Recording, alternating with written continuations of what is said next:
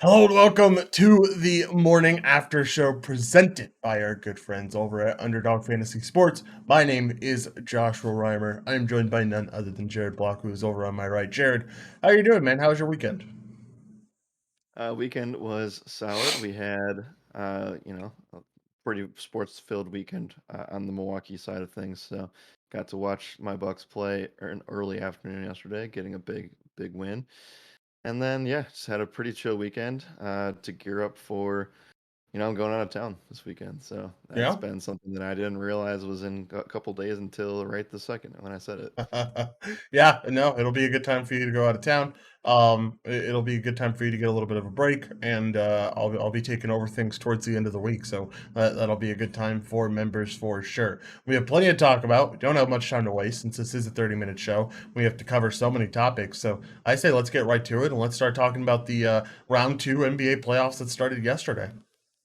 Yeah, we have a bunch of stuff that we just can't miss out on. So that's why we have so many topics today. Yeah. Lots of stuff that happened over the weekend, but two round two game ones, two awesome games yesterday. This first one felt like if you didn't watch it, the easiest way for me to describe it to you would be 80s and 90s basketball. Yeah, I think that is a good way to describe it. Let's start off with this Bucks and Celtics game. Your Bucks end up getting a big win away from home, 101 to 90 or 89, not 98. Really on the back of Giannis Antetokounmpo. Or triple double here, 24 points, 13 rebounds, 12 assists, and the guy looked unstoppable at some points. Really good game. Drew Holiday gets 25 points of his own, 9 rebounds to add on to that. Wish he shot a little bit better, but that's it is what it is at the end of the day. The team looked good. You guys went with an 8-man rotation, and I was kind of surprised that Javon Carter was that eighth man, but Yeah.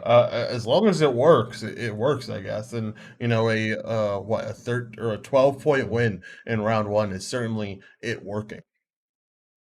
Yes, this game was very interesting. I was a little bit nervous coming in because the Bucks never really play well in Boston ever, and it's a team that matches up great against them, especially with the big man play there. But it just seemed like the Bucks were the more, I shouldn't say like the only physical team, but I would guess the more aggressive team. There were a few calls that went to both sides. I think even some calls that leaned more the Bucks' way than I would like. Just as like I'm not going to say that all the calls went our way, but definitely some of them did. So if anybody was watching out there, I agree with you on some of those calls. So with that being said, I still think that Milwaukee came in and basically just, the game plan was be more physical than they were, and they definitely did that, and they punched them in the mouth. So even without Chris Middleton on the court, you saw Drew Holiday step up in a big way. There's only two Bucks that played more than 35 minutes, which is kind of what I like to see. So I like the fact that they were able to give both Portis and Lopez around 28 to 32 minutes in that spot, because that's what I would expect going up against Williams and Horford. and they just matched them size for size, and were able to take advantage of a lot of things.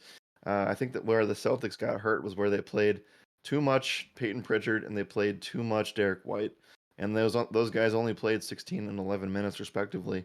But Peyton Pritchard, Josh, I think one of the main things here was that the Celtics completely just lost momentum in the second half.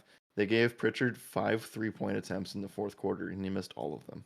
Oof. That's not good. That'll definitely kill a team, especially in the playoffs. So, I guess I'm just kind of shocked about Tatum and Brown just not doing anything from the scoring aspect. I mean, Tatum, highest scorer on the team, but only 21 points doesn't seem like enough. In the playoffs, you're at home, you need to win game one, and you only give 21 points in 40 minutes just doesn't seem right. And then Jalen Brown, like, where'd you go, man? The fact that you only have 12 real life points is not what I expected from Jalen Brown, that's for sure. So it should be interesting to see how this series develops. I'm not going to count the Celtics out quite yet, but it's going to be a fun series to watch for sure.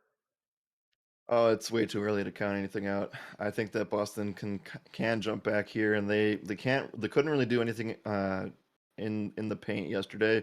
But if they start hitting the perimeter shots, it can do something. And they had I think postseason high 3-point attempts, and they did not shoot well from out there.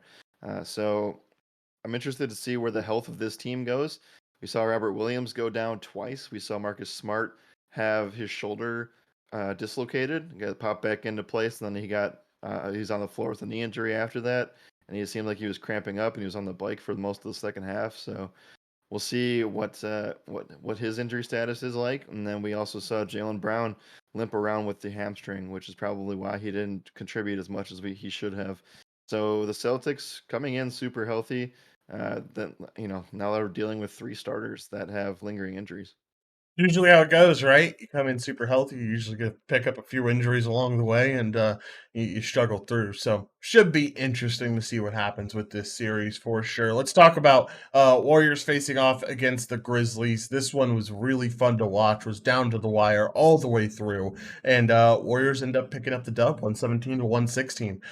We saw Draymond Green get ejected in this game, which was kind of shocking to Yeah. see the Warriors really rally around that almost and end up playing just extremely well, man. This team looks great overall. Jordan Poole has another career game off of the bench, 31 points, 9 assists, 8 rebounds. Guy looks absolutely incredible, and this team was just firing on all cylinders. So, is there a way for this Grizzlies team to end up winning this one against the Warriors? Because I don't know. I feel like if you're going to win any game, you're probably going to win the game where Draymond Green ends up sitting. But man, just an interesting one for sure against the Warriors. Yeah, I think it just comes down to experience at the end of the day. I know Jordan Poole played well, and he's the only one that was not experienced on this team. But you really saw it come down to Wiggins, Thompson, and Curry down the stretch. Those guys all played phenomenally in the fourth quarter. And yeah, while Green was playing well in the first half, um, that probably was the worst thing to do for the Grizzlies to get him ejected. So that was probably the turning point of the game itself. It just gave the Warriors another chip on their shoulder coming in here, and they got a big win. I think it just comes down to playoff preparation and playoff experience, and Memphis just continues to get into spots where I'm just like they're just not. I mean, I don't know. I want to say clutch, but Jaren Jackson was lights out from three in the second half, Yeah. and then you just missed the last play of the game, and probably could have been drawn up a little bit better. But excellent defense by Klay Thompson and the Warriors in the last possession. Yeah, certainly was excellent defense drawn up there. I know Steph was really hyped about shutting down Ja at the end of that game, so certainly was an Yep. interesting spot. I don't know, man. It'll be an interesting series for sure. I want to go to one of these games. I would have liked to go to a Western Conference Finals games, but I don't feel like we get there. So I don't know. Will be interesting. I'm not giving up hope quite yet, but this Warriors team certainly showed why they should be one of the favorites, if not the favorites, to make it out of the West at the end of the day. Anything else in the NBA that you want to talk about? If not, let's talk briefly about what happened in MLB this weekend.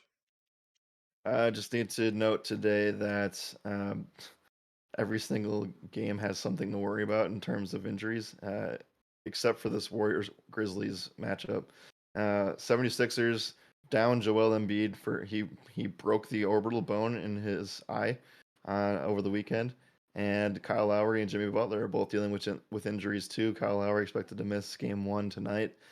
Mavs Luca looks to be getting closer to fully healthy, and Devin Booker, we'll see where he's at with things too.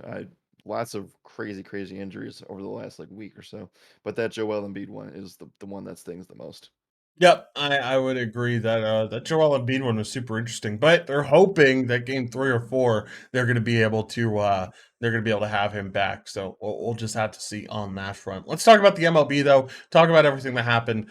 We get into May for this MLB season. There's only 3 teams that hold 15 plus wins. It was my team, my Yankees. It was your team, your Brewers, and it was the New York Mets.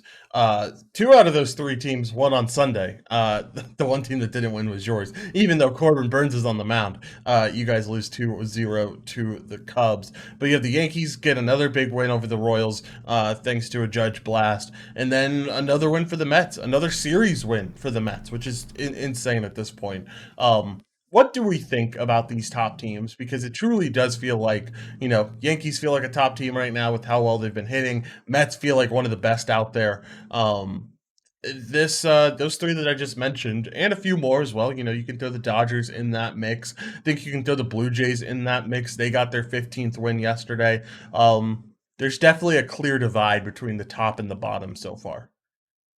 Yeah, there is. I mean, the NL West is still as strong as ever. Dodgers, Padres, Giants, all hovering around 14 or 15 wins too. And the Cardinals are still sitting in that spot. The NL East is going to be, I was going to say the East again. I maybe we'll see. It will be. It's going to be a lot of really interesting spots for Phillies, Braves, Marlins. And I'm not even going to include the Nationals. They're kind of out of it already. Uh, Yeah. yeah, I mean, AL East is strong. I think the Red Sox should turn things around soon. Not having Chris Sale is going to hurt them for a long time, and who knows if he's even actually going to be up to par this season at all. Um, Twins having a better record over the White Sox and an astoundingly better record through the first month is definitely one thing that sticks off the page to me. And then this AL West. Wish the Rangers would actually get things going a little bit, but this AL West is actually really strong too. Yeah, Angels look great out there, and I don't know, man. It should be interesting. It's going to be a really fun playoffs. Let's talk about the worst team in the MLB right now, the Cincinnati Reds, who had a terrible week in cores or a weekend in cores. Just did not look good at any point. Looked like they could win a game on Saturday. Ended up giving up the lead in the the 8th inning to the Rockies. Tough week in cores for this Reds team, and I don't know. We're at a point now where you might not see this team bounce back anytime soon because Sam Martin was the pitcher last night or yesterday, and boy, did he look awful. He got blown up through the first inning. Just absolutely shelled. So I don't know. What do you think about this Reds team? Do you think there's any hope? No, we kind of knew this was coming. We didn't think it would be this bad, but we knew it was coming at least a little bit when you let Winker and Suarez go, and have Castellanos go to the Phillies. Joey Votto not hitting well. We said this last week. It's bad when your best player talks about goes to Instagram to post about how bad he's hitting, um, and it's just one of those spots where you're 1-7 at home, and you've only won 3 games in your first month. Uh, this is I want to see like where this ranks in terms of worst starts for any team through 25 games. We'll see if they continue to go and play on this record. I'm trying to see who they're playing. Oh, of course they're playing the Brewers the next 3 days. Cool. I guess we'll see how that works out. Maybe we get the sweep. Maybe we. This is just the classic spot where the Brewers have like Woodruff or Peralta on the mound, and then they like, end up losing the game. So I guess we'll Yeah. see how that works out for the Reds. Uh, but it's definitely their worst. I know that it's their worst historic start to a season in franchise history. Not surprised. Be a lot of teams' worst start to a season when you're 3-18 at the end of the month. So it'll be interesting to keep up with that team, see if they can improve whatsoever. But let's move on, Jared. Let's talk about the draft, which was a super interesting draft at that. We get the conclusion of it on Saturday, and man, there are some teams that crushed it and some teams that didn't crush it necessarily. I think that when it comes to teams that did the best, feel like Jets have to be up there. Obviously, getting Gardner, getting Wilson, getting Jermaine Johnson. Jermaine Johnson at 26 is still blows my mind. But getting Brees Hall to, I know a lot of people didn't want them to draft a Yeah. running back, but like Hall's that top level guy, and that makes a lot of sense in my eyes. Carter is not that top level guy, and so getting Hall there is going to be really awesome. And then you have one of the best offensive lines in football potentially. This offensive line was ranked 11th best in the MLB in the NFL last year. And now you add Max Mitchell, you get Mekhi Becton back, you get George Font back, you have Jeremy Ruckert to add to the blocking side of this for a tight end. Man, I love what the Jets did with this draft. I mean, probably the best draft of the weekend. Yeah, I mean, I liked what I saw from them. I'm like low key starting to become a Jets fan. No, Ew, not. disgusting. But hey, it's only because I know that they have strong foundation now. Like God. I believe in Salah, and I think you should too, and everybody in here should as well. Bills obviously will maintain the division for a while, but I like what I'm seeing from the skill players. I'm not a Zach Wilson believer, so I guess it kind of starts and stops there. But I mean, I love Michael Carter. I like Brees Hall, and I like the wide receiver group that they've put together over the past couple of seasons now. So. I don't know. You're a Corey Davis fan too. Why can't you get behind this? Elijah I Moore? just started being a Jets fan, man. Like, come on, that's a little Hey, bit too the far. defense is fantastic. They had injuries that prevented it from their team even being good this year to start out. Look, I'm gonna have to be a Jets fan because I have so many 1.1s because I planned on getting Hall this year that I need to be a Jets fan, I guess. So I'm gonna be right there with you. I am excited for what Hall can do.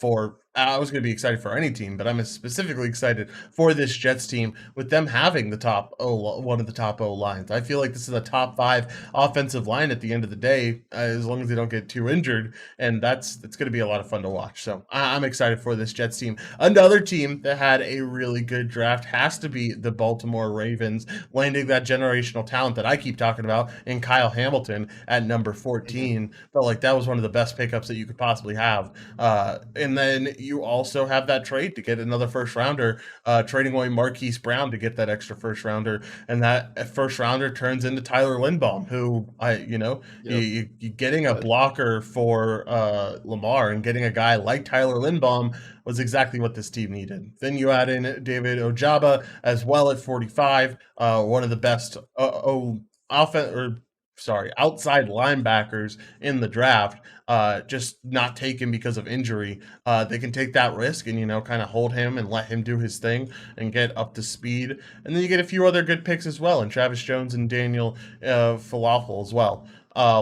What do you think about the Ravens? How did they do in your eyes?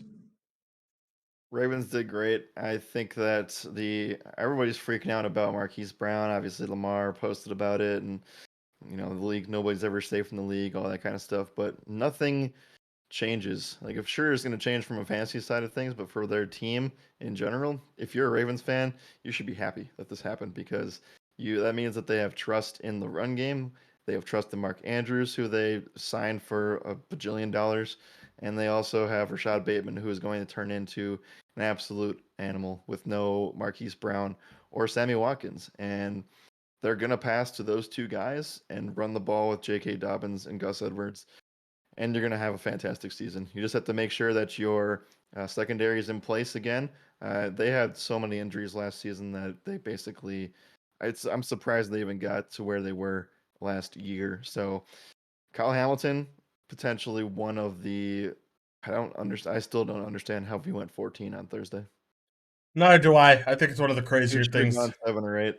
Should have gone Yeah, 7 or 8 or even higher. Yeah, I'm right there with you, man. I've been saying it all draft process long that Hamilton's that top guy, and he's gonna be one of those. He's gonna be like Javon Holland. Like Holland was picked so late by Miami and has now turned into that big level guy. Like he is the next. He is at the top tier of safeties right now, and I feel like Kyle Hamilton is right behind him. All right, Lions, Eagles, Seahawks. So a lot of B pluses here, according to Mel Kiper.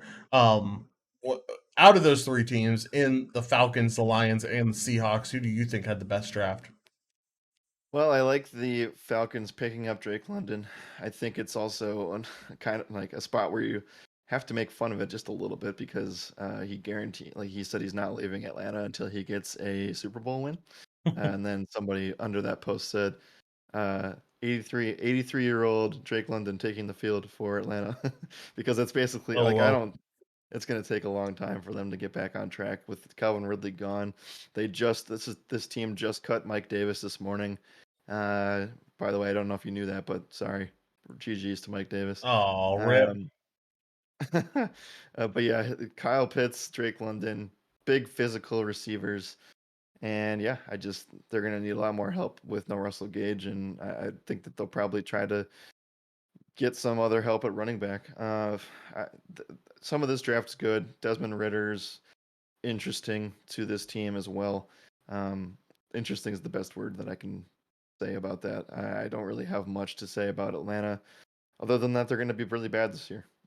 Maybe a fun fantasy team though. At the end of the day, how do you feel about Atlanta? And I guess I would say that Detroit did really really well yet again.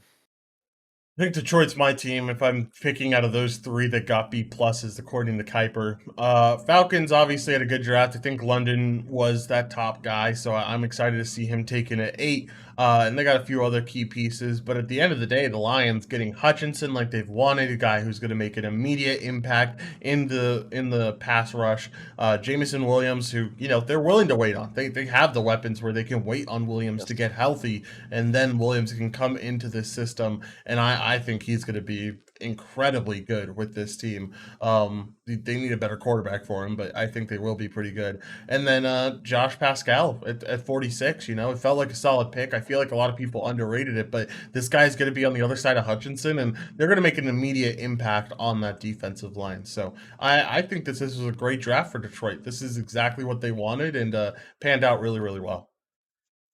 Yep, agreed. We can't forget about the Eagles. They got AJ Brown, which is huge. I didn't realize again that AJ Brown's only 24 years old. So if he can stay healthy, I think this is a conversation for both the Lions and the Eagles.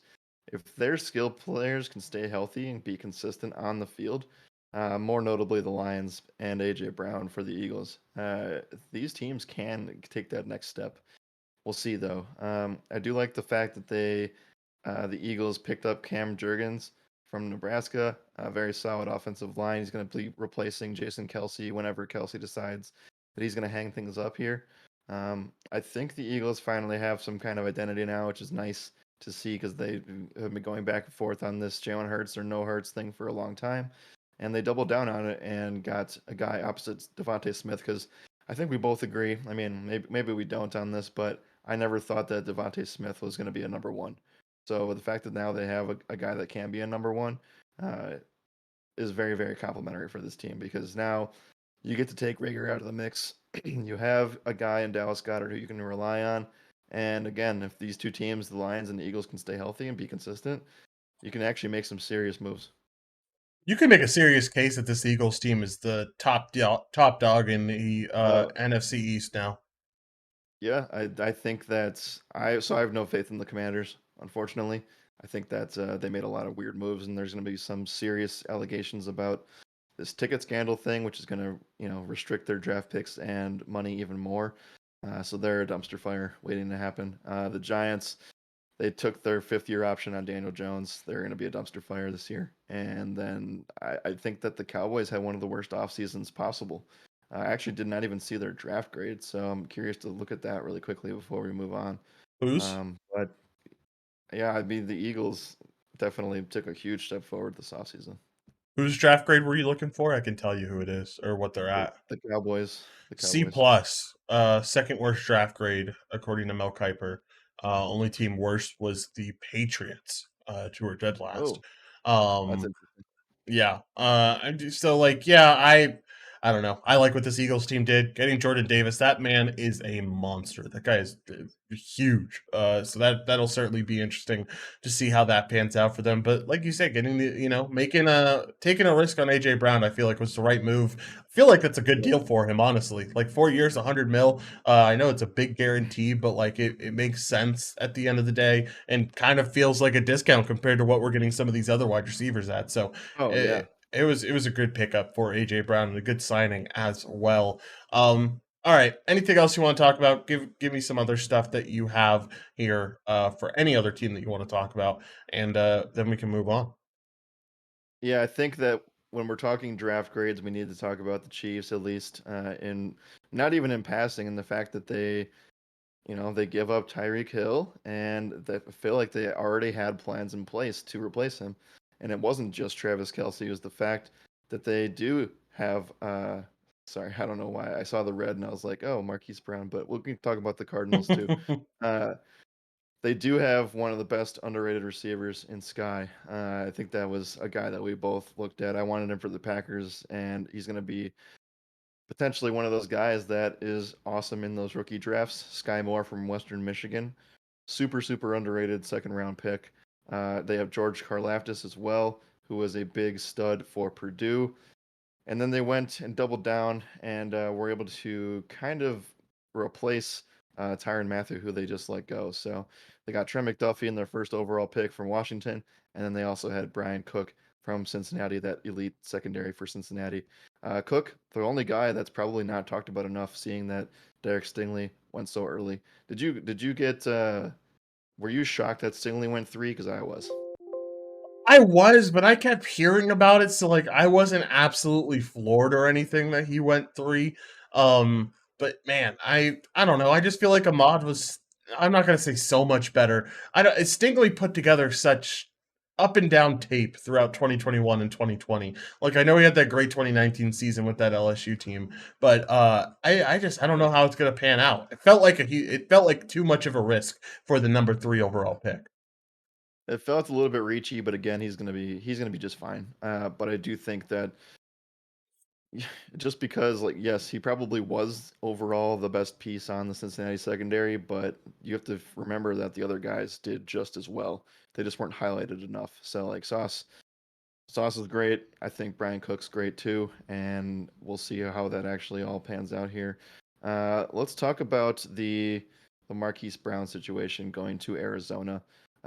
The Cardinals double down on a lot of things. The only guy that doesn't really return for them is Chase Edmonds, but they do have James Conner. They do have DeAndre Hopkins.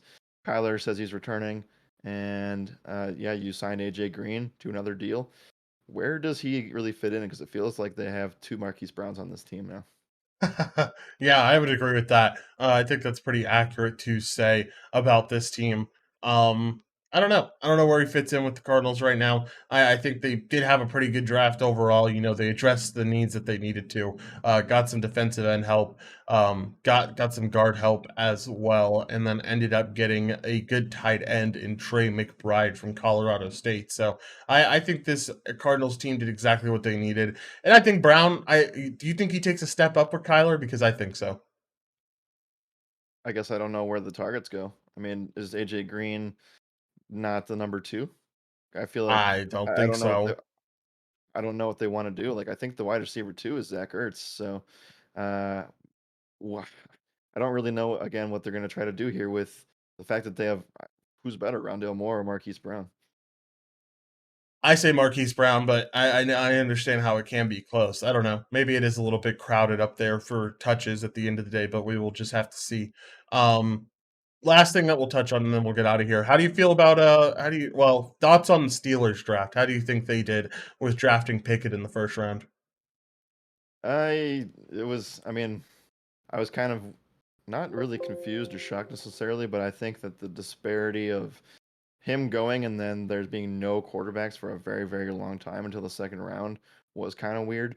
Uh, I don't know. I think that Pittsburgh probably found their guy.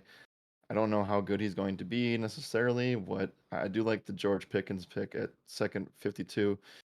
That's definitely a steal. Like he should not have gone 52. Pickens, that Pickens is. should have been drafted by the fucking Packers, man. Like I I'm know. still blown I know. away that you guys I know. went Watson over Pickens.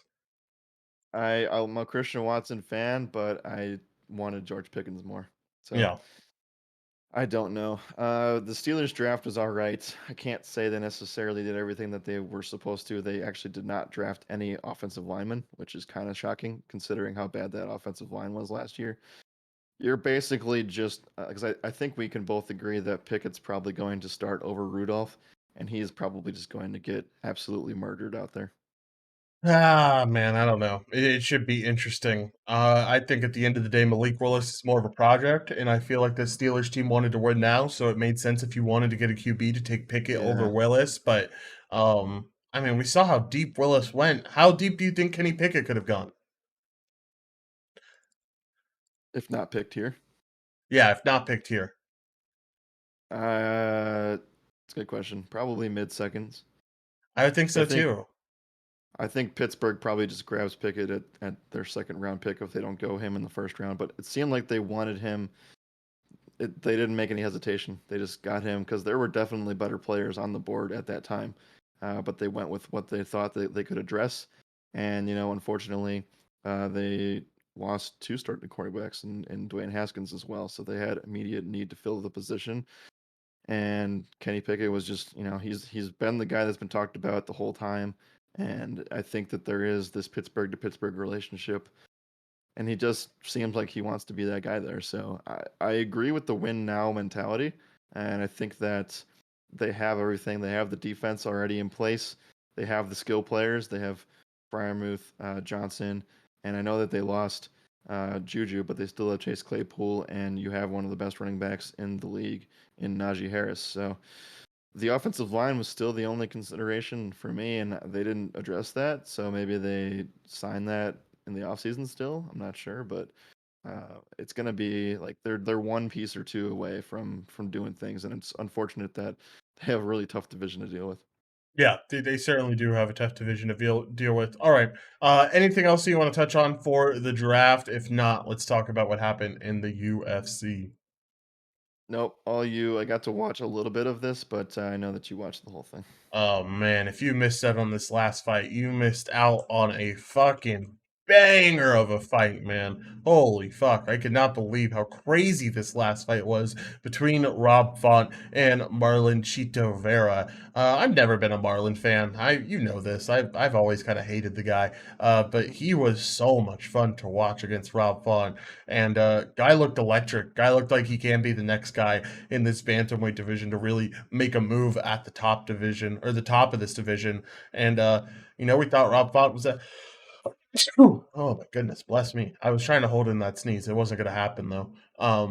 I we all thought that Rob Font was the next level of this division, and it's clear that Marlon kind of can take over here. And he's always a guy who gets in like 3 or 4 fights in a year, and so that's someone that the division is certainly looking for. And I think I think that Vera is going to be very very solid, and he showed that in that 5 round fight. And it's just crazy to see the difference between the two fighters because Font's face is just completely unrecognizable by the end of the fight, and Vera looks completely fine. Like doesn't look like he got hit at all, basically.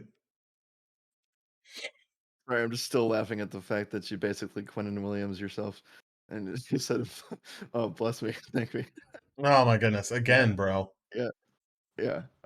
Anyway, I was watching this. We went to this arcade bar for my friend's birthday on Saturday, and they had the entire card on the big screen. So I got Nice. to watch this last fight, and yeah, all I saw were the significant strike numbers, and I was like, holy shit, this is it makes sense why Josh stacked this one. Yeah, yeah. It was the first time that I stacked a main event on FanDuel, and certainly was the place to do it because man, it was just a firefight all the way through. So a lot of fun to watch.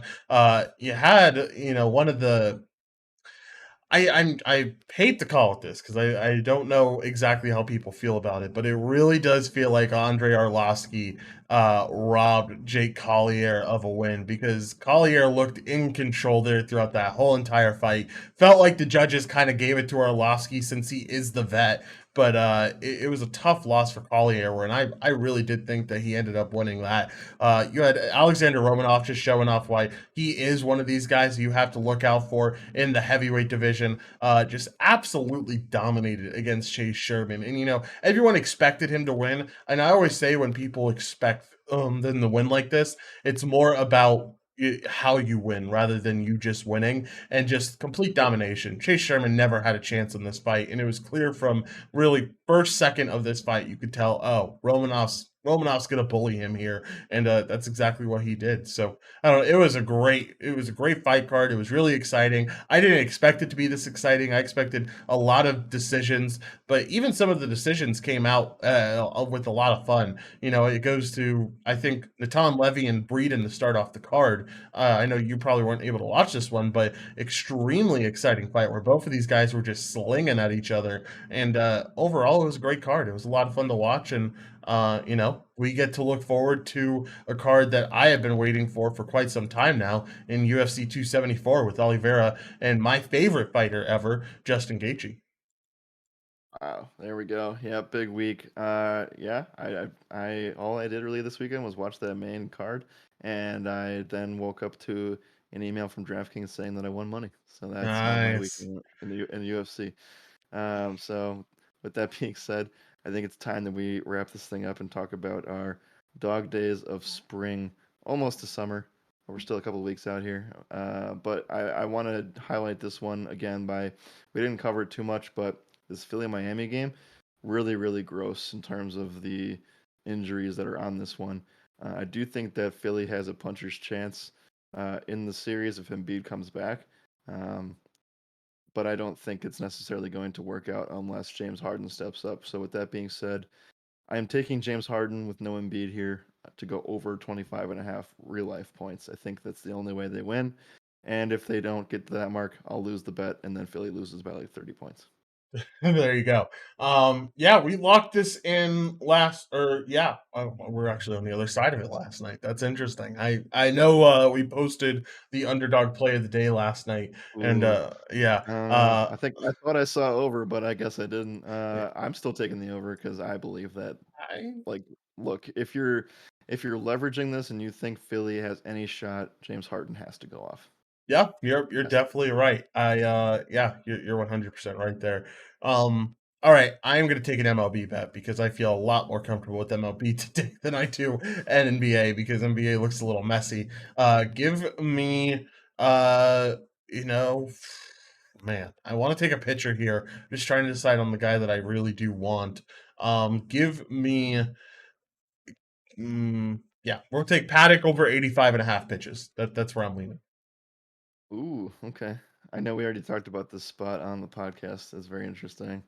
Uh, I know that we don't like taking total bases anymore, fancy points for hitters, but I'm gonna go one more pick, and we'll go Jorge Polanco over 6.5 fancy points. I don't mind it. I think it's pretty solid. All right, Jared, let's get out of here. Any final thoughts? Final thoughts. We're back at it today for the MLB. I believe Corn's providing some extra content for season pass members on his off day, so that's Nice. always nice to start the week off. But yeah, today's main slates start a little bit earlier today, so we'll be doing the podcast a little bit earlier as well. Be sure to check the events on in the Discord. That'll be uploaded shortly for all that information. But it is earlier lock times today by about 45 minutes or so. Yep, should be a lot of fun. Let's smash today. I'm excited and excited to get to work to start out this week. So let's have a good week at that. All right, let's get out of here, Jared. As always, my name is Joshua Reimer. Good morning and good skill.